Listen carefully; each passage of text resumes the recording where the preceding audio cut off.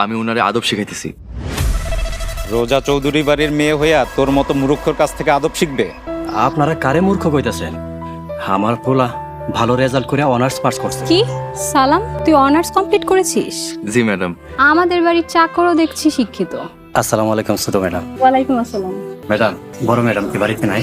আছে তো। ওনার শরীর স্বাস্থ্য কি ভালো আছে? হ্যাঁ ভালো। কি হয়েছে দিদু, কোনো দরকার?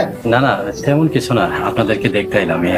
ম্যাডাম একটা কথা কই, বিয়াদবি নিয়েন না। উনি তো আপনার বয়সে বড়, তারপরে ওনার আপনি নাম ধরে ডাকতেছেন। এই বেয়াদব, সে কাকে কি বলবে তোর কাছ থেকে শিখবে নাকি? কেন শিখবো না? আমি কি ভুল কিছু কইছি? মুখে মুখে তর্ক করবি না, তর্ক করা আমার একদম পছন্দ না। তর্ক না স্যার, আমি ওনারে আদব শিখাইতেছি। রোজা চৌধুরী বাড়ির মেয়ে হইয়া তোর মতো মূর্খর কাছ থেকে আদব শিখবে? আপনারা কারে মূর্খ কইতাছেন? আমার পোলা ভালো রেজাল্ট করে অনার্স পাস করছে। কি সালাম, তুই অনার্স কমপ্লিট করেছিস? জি ম্যাডাম, আপনাদের দোয়া আর আল্লাহর রহমতে গত বছর শেষ করছি। বাহ, আমাদের বাড়ির চাকরও দেখছি শিক্ষিত। গ্রেট। শিক্ষিত হইলে হবে কি, স্ট্যাটাস তো এক না। ও আমাদের বাড়ির চাকর আর আমরা মালিক। মালিক একমাত্র আল্লাহ, আমি তার ছাড়া আর কাউরে মালিক মনে করি না। আবার মুখে মুখে তর্ক করিস? দাঁড়া, মাকে বলে তোর এখনই ব্যবস্থা করতেছি। রোজা চলো তো। চলো। মা, আম্মা, আম্মা। বাজান, এই ওনাদের সাথে তো তর্ক করা ঠিক হয় নাই। আমি তো ভুল কিছু কই নাই আব্বা, আমি যা কইছি ঠিকই কইছি। তুমি এখানে বসো, আমার মনে হয় তোমার ডাক দিও, আমি বাজারগুলো দিয়ে আসি। আচ্ছা বাবা, যা।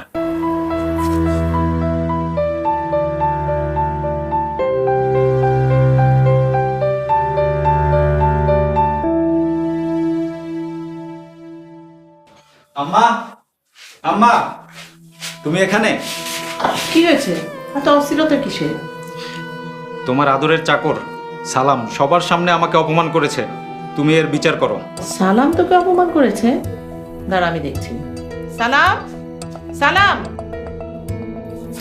আসসালামু আলাইকুম ম্যাডাম। ওয়ালাইকুম আসসালাম। তুমি ওকে কি করেছো? আমি তো আপনার ছেলের অপমান করি নাই ম্যাডাম, আমি খালি এই একদম মিথ্যা কথা কবি না, তুই আমাকে অপমান করছিস। মিথ্যা কথা আমি না, মিথ্যা কথা আপনি কইতেছেন। আপনি একটা মিথ্যাবাদী, আপনার মতো মিথ্যাবাদী আমি জীবনেও দেখি নাই। কি বললি তুই? আম্মা দেখেছো ও কি বললো? আমি নাকি মিথ্যাবাদী? হ্যাঁ, আপনি একটা মিথ্যাবাদী, আপনি একটা ভণ্ড মানুষ। কি বললি তুই? এত বড় সাহস তোর, এত বড় সাহস আমার সামনে দাঁড়িয়ে আমার ছেলের সঙ্গে উঁচু গলায় কথা বলে? যা এখান থেকে, যা বলছি।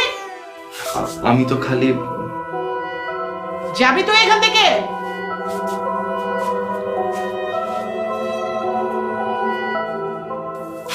থাক বাবা, তুই কিছু মনে করিস না।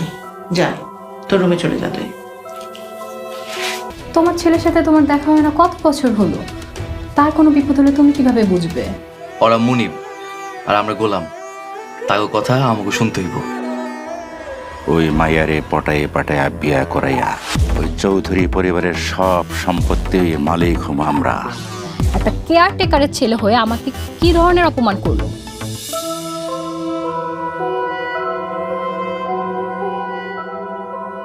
কই তুমি? তোমার কি একবারও আমাদের কথা মনে পড়ে না? তুমি নাই বলে আজও মানুষ আমাদের যা খুশি তাই বলে গেল। তুমি জলদি আমাদের মাঝে ফিরে আসো। আমনি কি রে, খাইতে চলো। তুই যা, আমি পরে আসবো।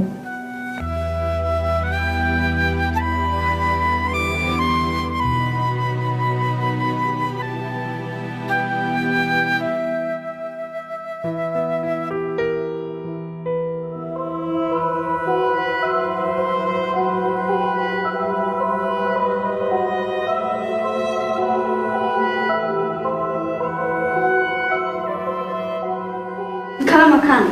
না রে, আমার খেতে ইচ্ছে করছে। যা, খাইবেন না কেন? ভালো লাগছে না আমার। আপনার মন ভালো করার মতো একটা বুদ্ধি আছে আমার মাথায়। কি বুদ্ধি? আপনি সালাম ভাইরে নিজের হাতে খাওয়াই দেন। সালাম এখনো খায়নি? আপনি আগে কি সালাম ভাই খাইছে কোনোদিন? যা, ডেকে নিয়ে আয়। ছেলেটার জন্য আমার খুব মায়া হয় জানিস। লাগবো না, নিজের পোলা তো। কিছু বললি? কই কিছু না তো, কইছি সালাম ভাই তো আপনার পোলার মতো।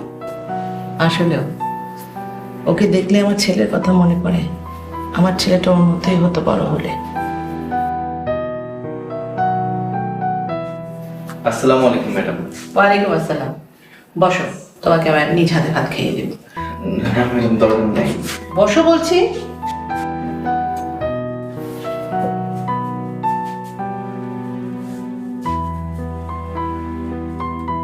আসো।